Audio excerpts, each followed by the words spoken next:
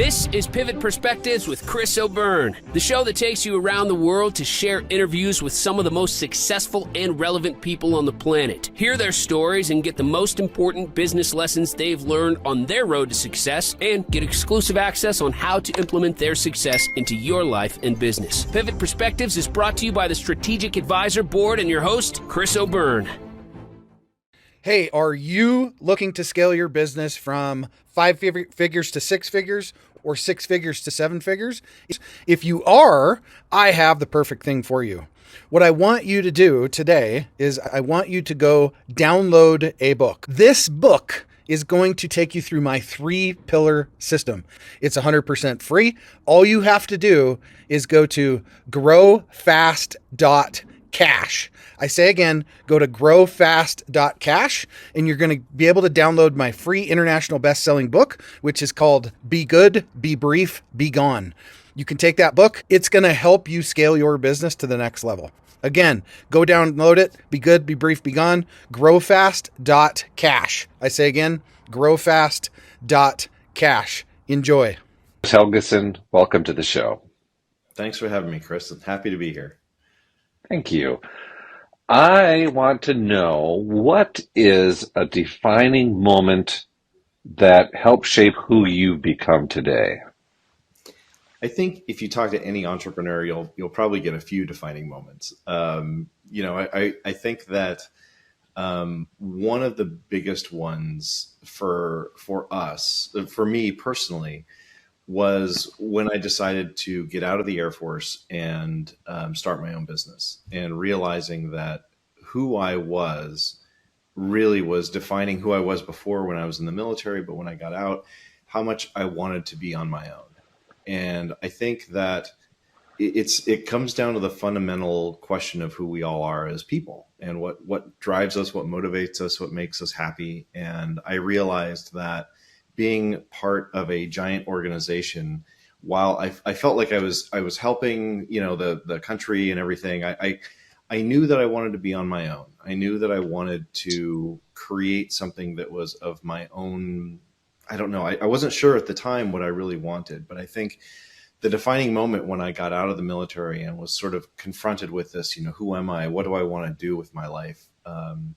That was a really defining moment for me, in the sense that I knew that who I was had to be someone that was on my own. And at the time when I started my first business, I had a business partner.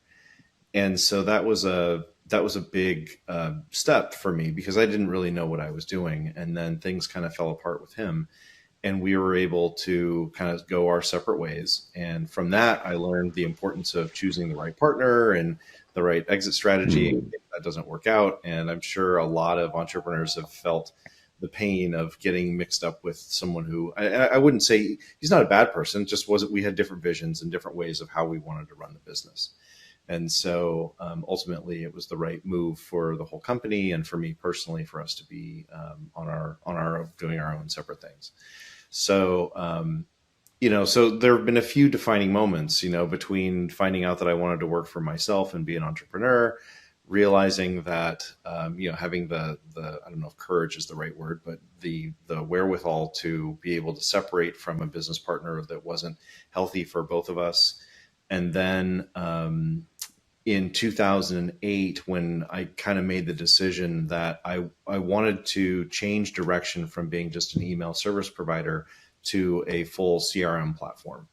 And so again, that was another defining moment in my life, where I realized that what we were building was very much a commodity before. It was a company called Cooler Email, and we were doing email marketing, but that in this race to the bottom for price, we wanted to create more value, or at least I wanted to create something that, as a business that was going to use software to run it, that we could create something more all-inclusive. And that's where we came up with the concept of the all-in-one CRM, where we have marketing automation and email marketing included in that, but we wanted to be so much more. And so I want to dig more deeply into that. Yeah. So, but before we do that, let's talk about the Air Force, because you and I are both Air Force vets. Difference is I got out almost 40 years ago, and but I'm curious, what did you do while you were in the Air Force, and what were the big lessons that you were able to take from that into what you're doing now?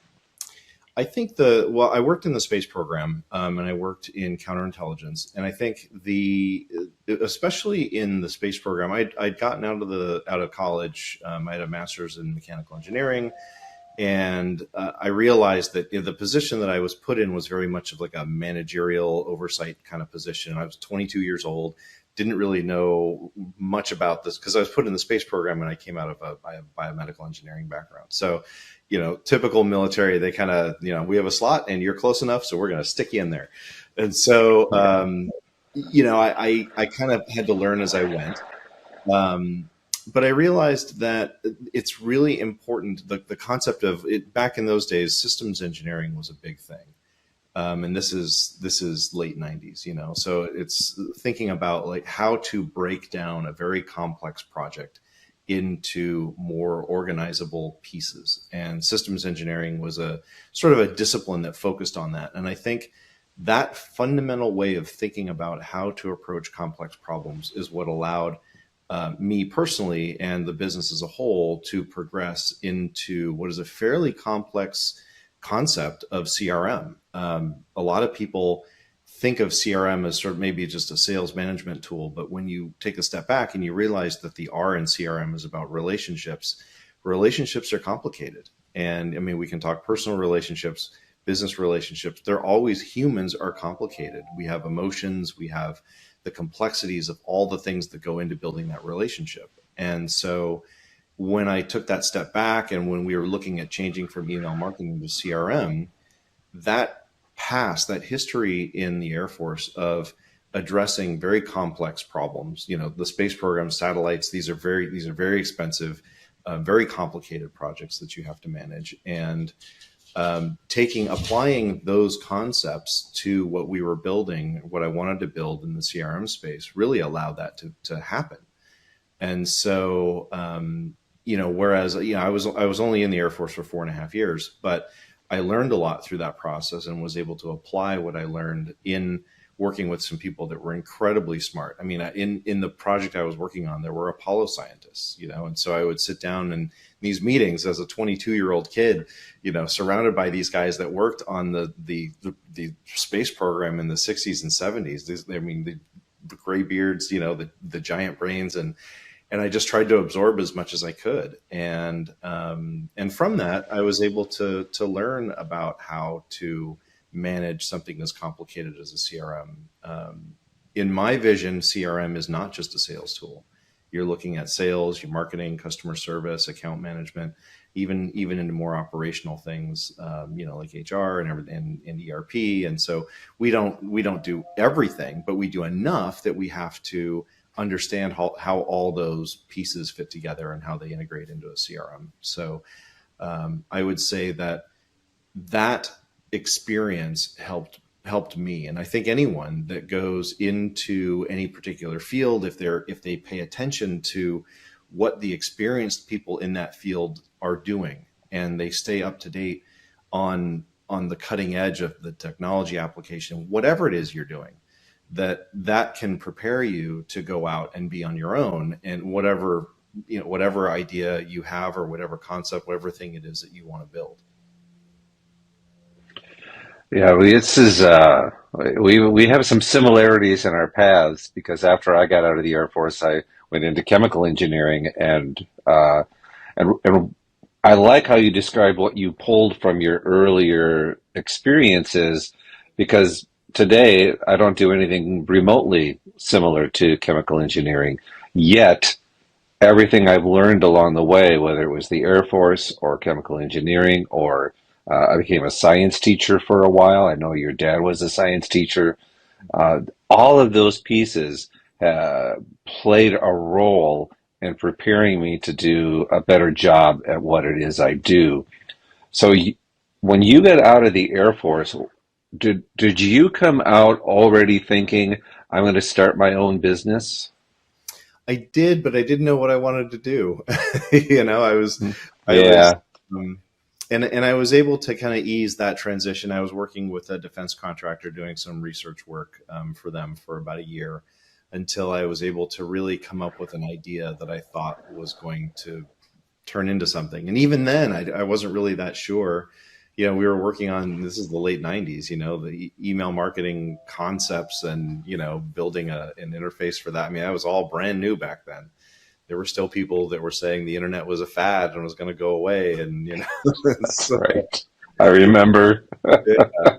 So, and back in those days, there was very little, there wasn't a lot of software. There wasn't to support what we were doing. There was a lot of, we had to figure a lot of things out on our own, and through a lot of trial and error, and both from a design, user experience, the core backend technology, all of that was so new.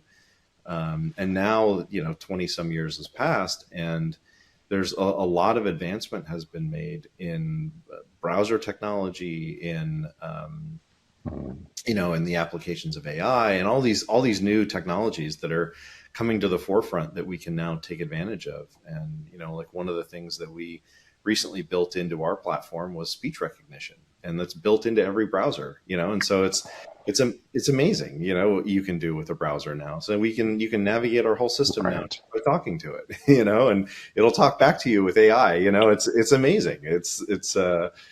And part of it is the application of that technology and knowing where to do it, because you don't just want to throw it out there for the sake of throwing it out there. But on the other side of that, if you can make someone more productive or make them enjoy using your software a little bit better through the use of speech recognition and AI and voice to text, or text to voice, whatever, speech to text, or the other way around, then that's something that makes the user experience better. And that's really what we want to do. I mean, the reason why we're here is to create something that people can use that helps them work more efficiently and enjoy what they do. So let's dig in then to GreenRope, your CRM company. Boy, just take me through that whole process.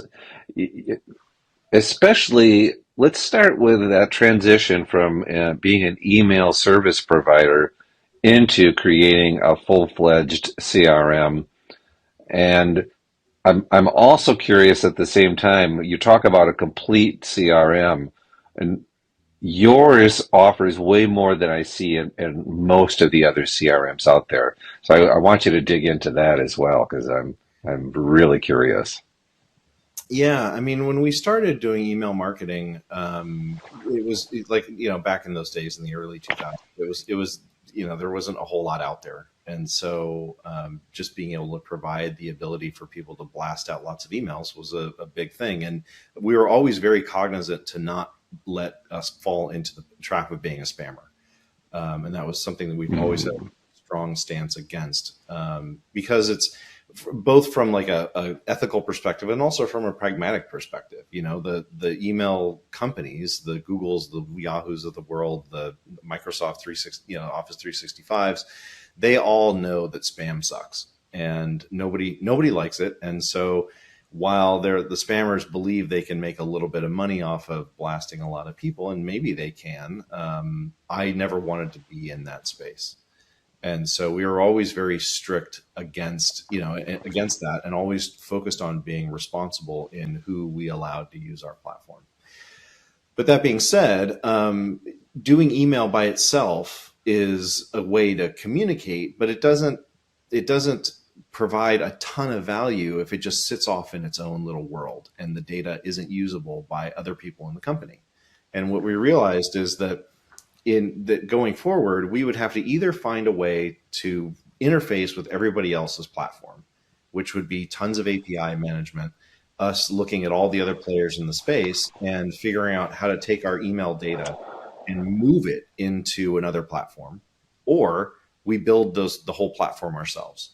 And each one has a different approach. And I'm not going to say which one is better or worse. We just chose, because I didn't want to live in the world of constantly chasing other companies' changes to their APIs. I wanted to create a single unified platform where all of that was all together. And if we can do that, not only is the exchange of information controlled, we can make it more relevant, we can provide the ability for, if you're in customer service and you have a ticketing management system and you need to pull up a contact record and you happen to also want to look at the emails that they've sent out, maybe it's relevant or not, that's all in one system. And if you can make that simple for an end user, then you're able to provide more value for them. And what we found, and this is still true today, a lot of people who use the traditional CRMs, and I mean like the Oracles, the Salesforces, whatever, they don't have instant access to that data where they can just click and see a history of every email that's ever been sent to that contact, which is something that's based super simple, that's been around for 15 years. A lot of these large CRMs simply don't have that capability, or the ability to create it in a single platform is so hard and so expensive that most businesses don't actually take advantage of that. So, which is shocking to me, because this is 15 years ago we were doing this. Yeah. But you can see it, the competitive landscape has changed a lot for businesses. There are many all-in-one CRMs that are similar to us, and HubSpot probably the biggest, most well-known one, where this concept is something that should be built right into a CRM platform, where you should be able to just do your email marketing and your CRM in the same. I mean, and that's just like the basic, the most simple application of this concept of integrating these workflows together. It should be that simple, but in a lot of cases, it simply is not. And I think that people that are used to working in that old school way might accept that for a while, but they're going to get passed up by businesses that are using technology that's just simply better. And so we chose to go towards that route of having all those different functions built into the same platform. So we started first with the email marketing, because that's what we had done, and contact management. And then we expanded, and we built a project management system. We built a learning management system. We built a survey platform. We built all the automation tools with a drag drop automation builder. We built we have a number of different things, opportunity management, all the things you expect from an enterprise level CRM. We built in multi-channel with text messaging, social media, WhatsApp. We have, and all the automation that's built into that. We've got the landing page builder, the form builder, the website builder, all these tools that are all integrated together. And there's a lot more than that, but I'm just kind of putting context around what we were thinking about creating something that was really what I call complete CRM, is looking at the complete relationship and making it easy for a business to manage the complete relationship, so that your marketing team, your sales team, your customer service team, they're all working in the same system. And you're not jumping back and forth and trying to worry about, how do I move data from one system to another? Because that's where the complexity comes in. You've got risk of loss, where you've got more platforms out there that are exposing your data. You've got risk of data being out of sync, where you've got someone working in one platform that may not update another platform until later. And then you've got the complexity of managing all those interfaces. And so if you're not a software company, if you're just a small business or a mid-sized business and you don't have a whole team of IT people that manage your CRM, you're a lot better off having a simple all-in-one platform that manages all those interfaces for you. So can you walk me through an example of, let's just choose, and it doesn't have to be a real business, but just to give a better concrete picture of what this looks like, of somebody who is using just your software for the marketing, the sales, and even operations. What does that look like for this company that is using it? What are they using it for? How does it start? What are the things that they're doing to leverage it? So in the traditional sense of what CRMs are built around, usually they talk about sales.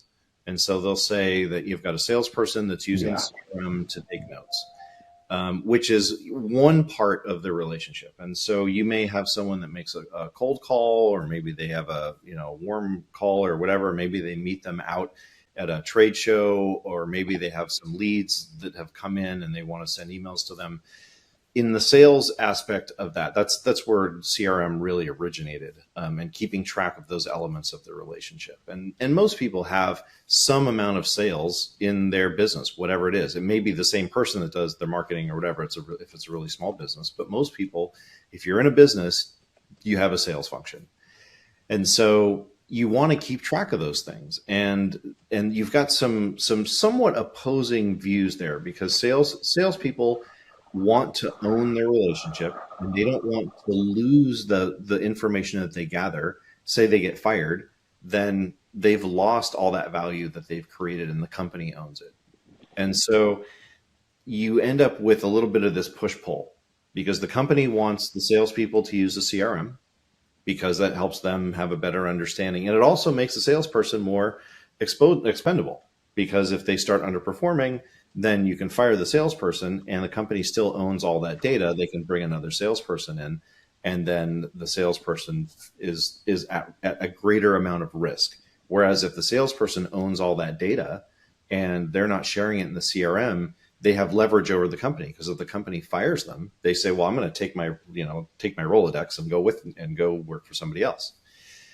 And so, and that ends up being a challenge, of course, for the company. And so the way to get around that is to create a two-way relationship between the salesperson and the company. And you do that with CRM, and you do that by providing the salesperson with more tools and more information to help them do their job better. And those tools, that information, comes in the form of integrating marketing and customer service information into the sales flow, so that they can be better at sales. So if you're a salesperson and you're armed with more information about what's actually happening, you're armed with, I know that my lead responded to this email, they opened this, they clicked on this, they went to this web page, they went to this form, they contacted customer service, they called us. All of that information is now at your fingertips as a salesperson. You can look at it and you can say, now I have a better idea of who this person is and what they're interested in real time. And with the help of AI, you can synthesize all that data together in real time, and you can have it actually tell you. And so having the ability to see that data, interpret that data, and recommend the kind of content that you can send out that's targeted towards that individual that you're trying to sell makes you a better salesperson. And so that's how we pull the data together to help the salesperson be more efficient. Now, as you move to other areas, marketing, for example, you look at what kind of information makes marketing more efficient and makes them better at their job. And partially that's going to be the data that they get from sales, because sales can go in and then they can say, well, I'm going to rate the lead quality. We can look at campaign IDs that have closed. We can look at how much time it's taken in the funnel, what our conversion rates are.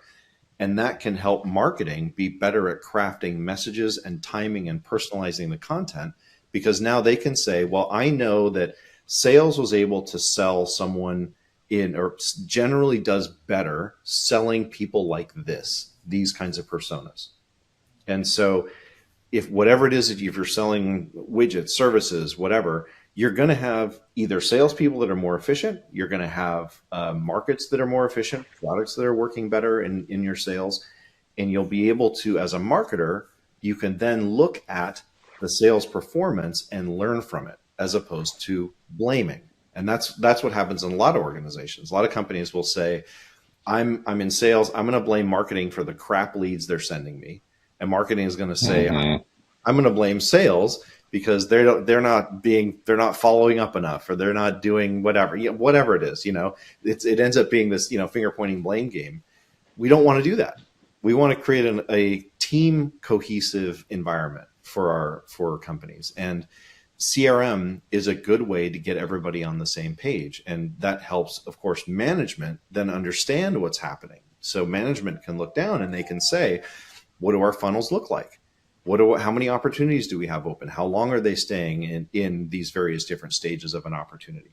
So understanding how all that works together allows, and that's just sales and marketing. You look at customer service, people that are, opening support tickets or maybe calling in, and that data gets available to the other departments, then they can leverage that information. And you can do that from a strategic perspective. You can look down and you can say, okay, I know certain markets are performing better, certain campaigns are performing better, certain messaging works better and is resonating, getting more engagement. And so we can learn from that. But then we can also create automation. And automation is a way for small businesses to compete with the bigger ones. Because whereas a bigger company may have a larger sales force that has the ability to go and do more follow-ups, or they might have more money to throw more money at ad campaigns, a smaller business can be more efficient.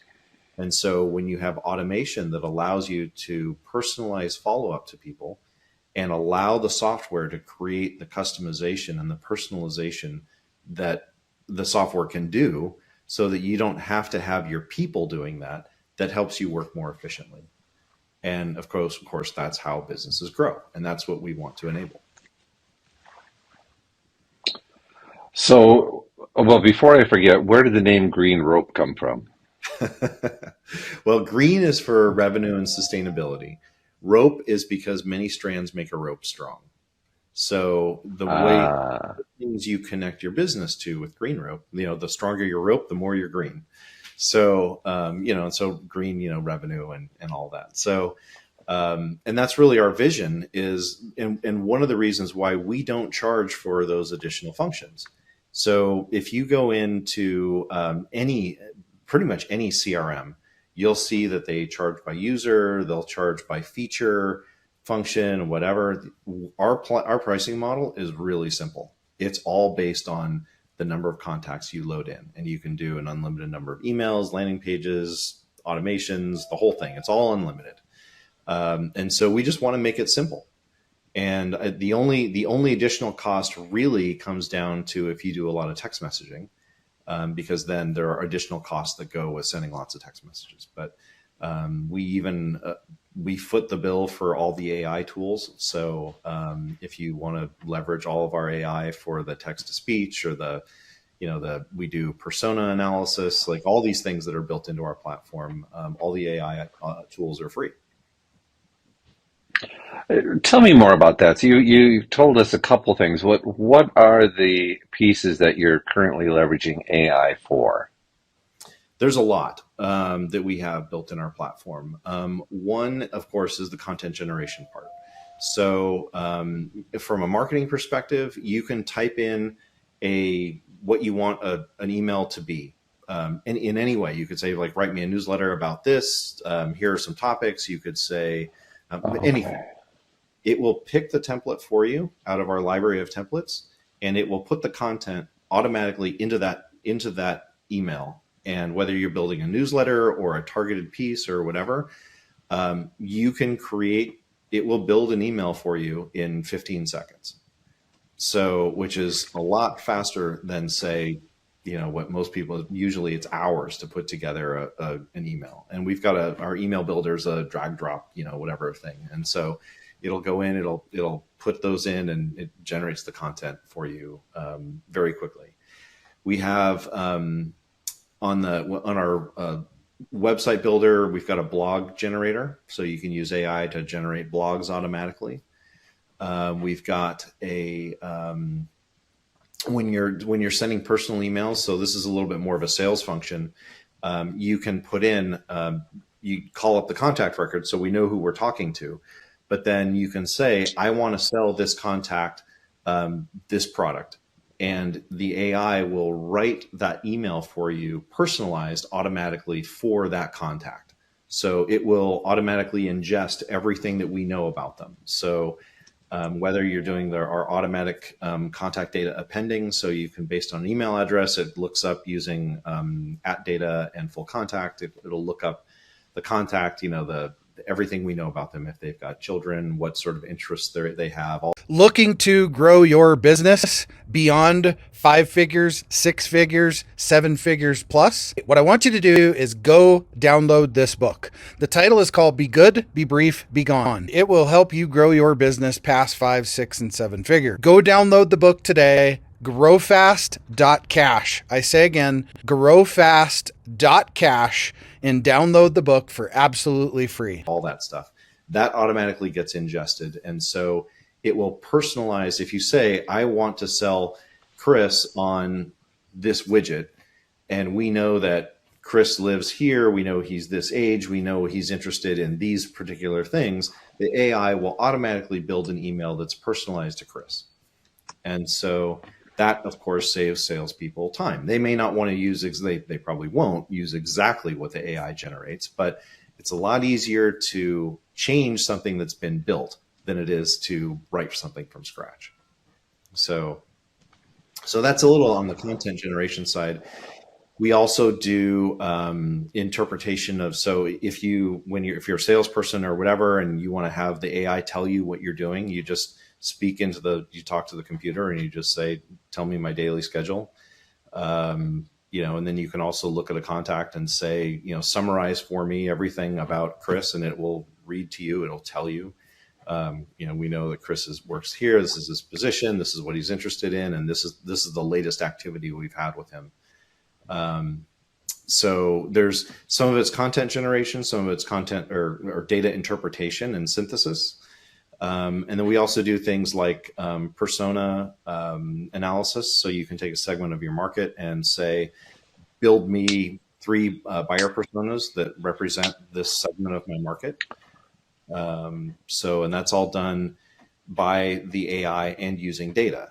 A lot of times when people are doing buyer personas, it's very qualitative. It's very, I think these are our personas. And it's usually not data driven. So in our case, our buyer personas are generated by actual data. So there's a lot there that we have going on with AI, and There is a lot. Do you have the ability to train the AI? And I'm thinking, like, I have custom GPTs that I use in Chat GPT, and I've uploaded marketing books, sales methodology, that kind of thing.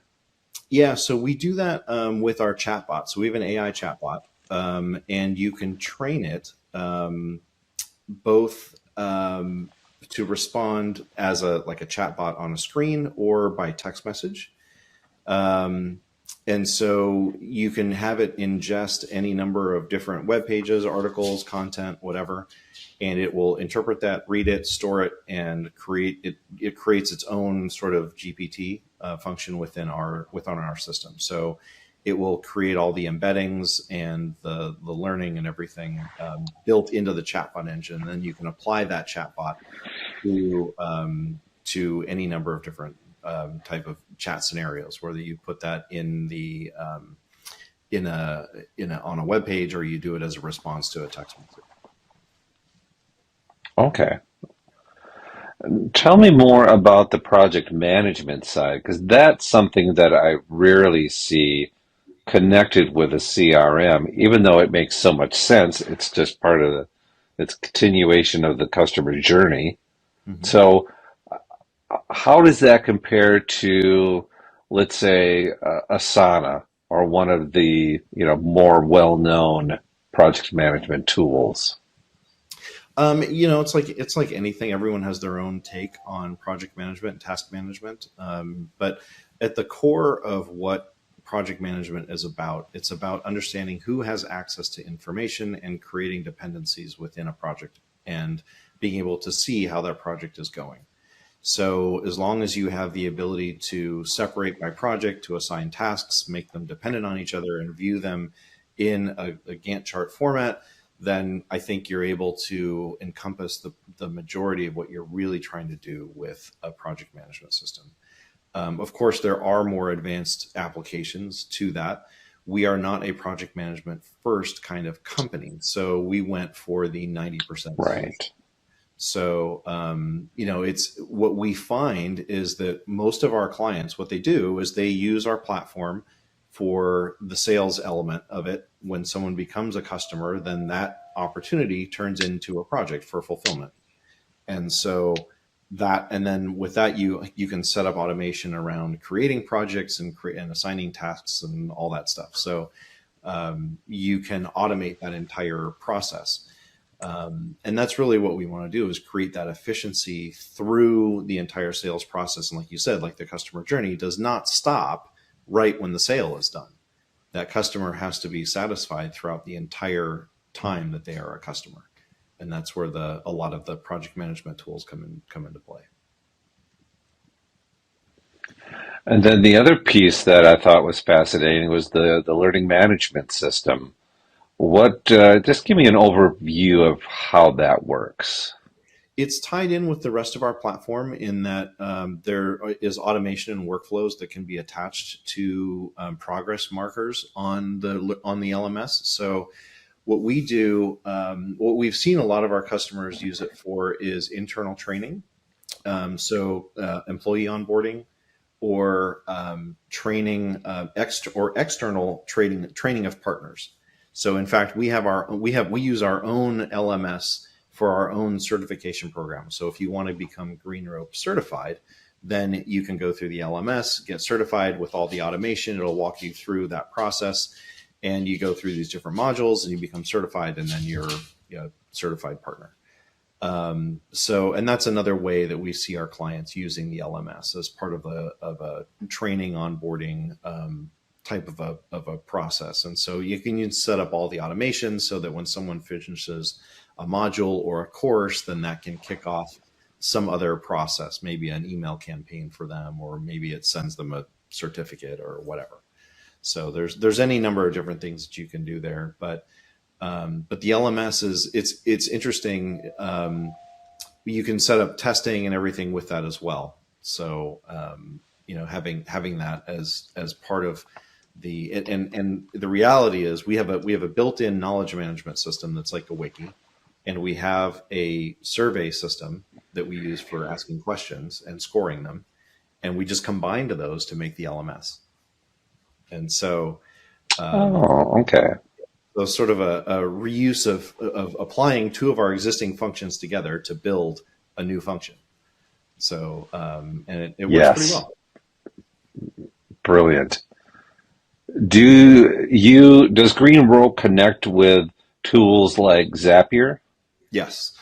Yeah. Zapier is an important partner for us because there are some people that have their own systems in place that, and there are some things that we just don't do, like print. We don't do printing. And so there are other companies on Zapier like Postalytics that we've worked with where, someone does some sort of an action and then that can trigger a print piece to be sent off through Zapier, and vice versa. Coming in, you've got some things that will, someone is absolutely, maybe they've got gravity forms or something set up on their website, but they don't want to connect that to something else. They want to connect it to the CRM. And so gravity forms can go through Zapier and feed the data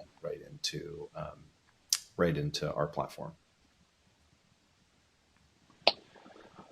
With email, and you, I think, are especially suited for me to ask this question of, because you started out in email and you've done a lot with email.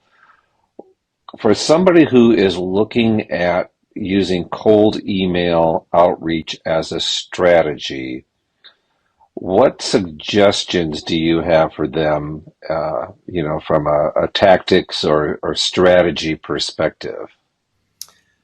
I'm not a big fan of cold email myself, just from a personal perspective, because the other word for that is spam. And so Yeah. if you're going to use that strategy, be aware that you're walking through a minefield, because you can taint your brand through the use of cold emails. And usually if you're reported by a large number of people, so, say you buy a list of 100,000 people and you spam them and say, buy my widget. Google and Microsoft now are getting smarter and smarter at following those links to see where they go, to understand which company is actually behind it, and then getting smarter at doing spam filtering. So if you buy that 100,000 contact list and send your spam to them, they're going to look at that and say, okay, I know that this company is spamming, and I can track the domain back to who they are. And then that will then affect the deliverability of your messages on your other domains. So you want to be careful about doing it. The other part of that is that I have never heard of a cold email list that performs the way it was promised. In 25 years of doing this, Oh yeah. Yeah. every time I hear someone say, I bought a list of however many thousands of people, never once have I heard anyone say, and it was great. It's always turned into a very expensive, well, these are all legitimate, and it doesn't even matter if they were all legitimate. People hate spam. And so you have the backlash of not only your reputation online being destroyed by Google and Microsoft and Yahoo when they figure out that you're the one behind all the spam. You also get people that genuinely just don't like spam. And, it may pencil out in the short run. I've always been more of a proponent of inbound marketing strategies, where if you know who those people are, buy ads on Google and social media places and target them so that they take the action. They see the ad and they click on it and they go to your landing page. Then that's where the CRM and the marketing automation comes in. So if you're going to buy that list of 100,000 contacts, use that to target your ads to them. Use that so that if you know they're in your market and they're interested, buy the ads so the links go to your landing pages. And from your landing pages, then ask them to put in information. Ask for a minimal amount of information that you need. Phone number, email, that's it. Maybe a name if you really want to, but it's very simple, very straightforward, and make sure you've got a very clear value proposition. And I'm much more of a proponent of marketing that way than I am spamming people, because it may give you some short-term wins, but I just don't like it from a brand building perspective and just from an ethical, who are you kind of perspective, So that's my take on it. I don't want to judge anybody else and say they're wrong for doing that. I think pragmatically, you think about it from what are the possible side effects to your brand and your business of approaching it this way.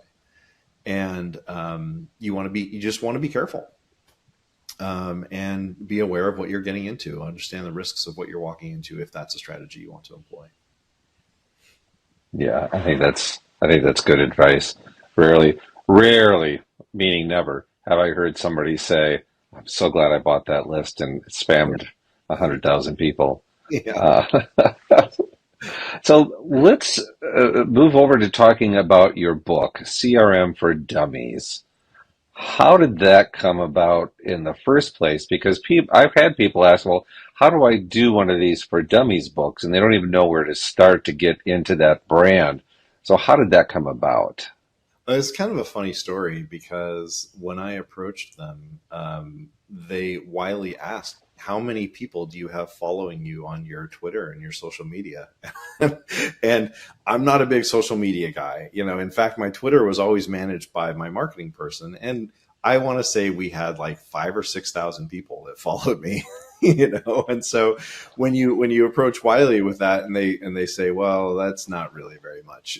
And so then I went and I talked to someone in a different department, and I said, because the person I was talking to there, it was a connection through someone else who had written a For Dummies book.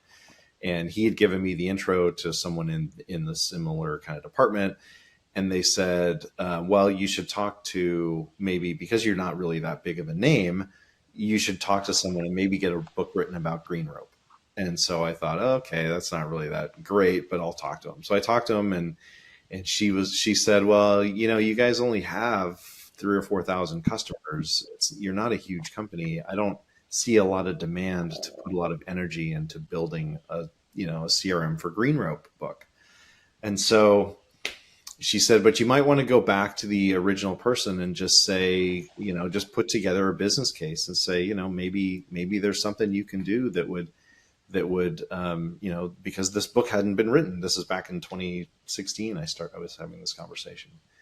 And and so I called back the original person and I said, well, I talked to the other person in the other department, in the technical books department, and she said that it's a really good idea and that we should put together a business case for it. And and so the first person said, she did? Okay, well then let's do that. And so Oh my goodness. and so we did. So we put together a business case for it and said, you know, the CRM market is this big. And she became sort of my advocate and would talk to her management. And they said, we do need a CRM for Dummies book. And so we got it. It was interesting because I went from getting the you're too small to be significant to your company is too small to be significant back to we can create a business case because CRM is such a pervasive technology and we need to have something written and I can do it quickly and I'm a good writer and I did it. And it took me a year to go through the process of writing it. And I learned a ton about writing books and everything. And it was a lot of work, a lot of late nights on, of just writing and having to rewrite a lot. And the editor was really good and forced me to be very thoughtful about the structure and sentence structure and grammar and everything and making sure we had the right visual aids and everything so that it made sense. And I mean, it was a great experience working with Wiley. I have to say, I mean, they're a great company. They know how to write books. They know how to make sure that the content is well delivered and well structured. And so I really enjoyed that whole process. Now, it's interesting because often I'll talk to people who have a book out and it's their own book and they're using that book to grow their business. Have you been able to leverage that to grow GreenRope? I would say a little bit, yeah. We get leads from people that read the book, but it's one of those things where I'm glad I went through the process of it. It hasn't brought us a ton of leads, and I didn't write it from the perspective of a lead generation thing. I was thinking from the perspective of how can I educate people to see CRM as the concept of complete CRM. I wanted to change the way people thought about it from being a sales tool or a very segmented, focused thing to thinking about CRM as a full, cohesive, holistic view of relationships. And so because I wasn't, I wasn't sprinkling through there like use GreenRope to do this. It was more like use a CRM to do this. And if someone saw that, and Wiley's also very conscious of that too. They don't want CRM for Dummies to be a GreenRope sales pitch. So they didn't want that either. But, and even when I've spoken at conferences, I don't go up there and I'm not on the stage saying, use GreenRope because it's the best CRM for you. I would much rather educate people on a general sense of what CRM should do. And if they're doing their research and they find GreenRope, then I would love to be able to help them. So it's a little bit of a different approach as opposed to writing my own book. That's really just about me beating my chest on how great GreenRope is. Right. Do you have plans to write your own book? In my spare time? I know how that goes. Yeah. That was a year-long experience of a lot of late nights that I just, running a business has enough challenges, to do that. And I know people will write books, you can hire people to write books for you. And I don't really want to do that. So, and I don't want to use AI to write my book either. So, I haven't really spent a lot of time or energy, on the idea of writing another book. Maybe some point in the future, but as of right now, I have my hands full. And why do you not want to use AI in the writing process, or are you more specifically saying you don't want most of the thing written by AI? Yeah, maybe that's an ego thing. I feel like I would prefer to be the one that puts the words down. I want that to come from me. Especially since you're a writer, you've got the chops. Yeah, and I mean, of course, I could make ChatGPT write anything, but then I don't feel like it really provides any special flavor or insight or something. If it's just ChatGPT writing, it's just, I don't know. It doesn't feel special to me. Yeah, yep, no, totally understand. There's all sorts of debate about AI and writing books at this point. It's become, yeah, and there's great pros and cons, and yeah, I understand them all. So, as we wrap things up, what are some parting words of wisdom you have? I think one of the things that we didn't touch on today that is, I think, an important part of at least our model is the ability to license technology. One of the things that we do is we can private label your CRM, and so that it allows you to create your own version of our platform under your brand. Um, and I think that was another one of those, at the very beginning of our talk, we talked about defining moments. And one of those defining moments was the ability to create the platform in a way that would make it easy to be licensed under a totally. And so one of the things that we do, and there's only a couple other companies out there that do it, where if you wanted to make your own version of a CRM under your own brand, then you're able to do that with our technology. And we start at $250 a month with the ability to do this.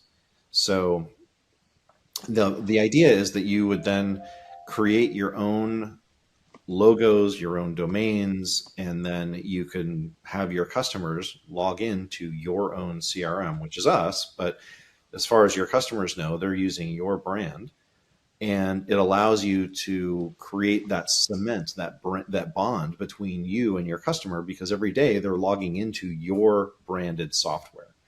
And in addition to that, of course, you get the recurring revenue from subscriptions that you can charge for people to use your CRM. And then you also have that awareness where you can go and you can have not only your customers logging into your platform and seeing your brand, that you also have emails that can be sent out and they can be powered by your brand. So it allows you to get your name in front of your customers' customers. So all of those are strong Who's, advantages of being able to do that. But yeah, go ahead. yeah, who's a good use case for that? What kind of business would really benefit from that? So we have agencies that will do that. We have consultants that will do that. We have people that specialize in particular niches. So if someone has a lot of experience in, for example, we were talking yesterday to a guy that has, and he's a brand new partner now that works in the cabinet industry. He wants to go to cabinet builders and take a CRM to that particular very specific niche because he understands that niche, and he wants to be able to with a CRM that is specifically targeted towards his experience, that has his knowledge on how to create that for them. So he can set up, so we have the ability to create these model accounts so you can pre-structure what the account looks like in terms of the data fields and the automations and everything else. And so cabinet maker comes in, he says, well, bam, here you go. Here's your pre-built CRM, and then I'm going to show you how to use it. So he gets paid not just the recurring subscription, but also for his expertise and his knowledge to help train. And if they want help with designing emails or designing landing pages or whatever, then he can help them with that. And then he makes additional revenue off of that. So, so it's a one of those things I think that differentiates us from many other CRMs in the market. Actually, 99% of all CRMs in the market, because most companies can't do that. Yeah, I'm already, you got me thinking because I primarily own a book publishing company and we provide a marketing service for authors. I mean, we help with the writing, we help with the publishing, but on the marketing side, one of the key pieces in that is the landing page and then the emails that go out and then tracking that process because it's all about, we primarily on the marketing side work with people who are wanting to use their book for lead gen. And as you're talking about this, I'm realizing, boy, that is like the perfect. It's not just here's what you should do and we can set this up. It's like here's the entire thing ready to go. You just jump in, we'll do some training, make sure you can utilize it fully, but I can see a whole lot of possibilities for that. And not just for me, but anybody in a similar situation. Anyone that's an expert in a particular niche, I think has the ability to do this, because every company, every person needs a CRM. If you're in business, you need a CRM. You need some way to manage those relationships. And in my mind, and I'm biased, of course, I think the more completely you can manage that relationship, the more value you bring.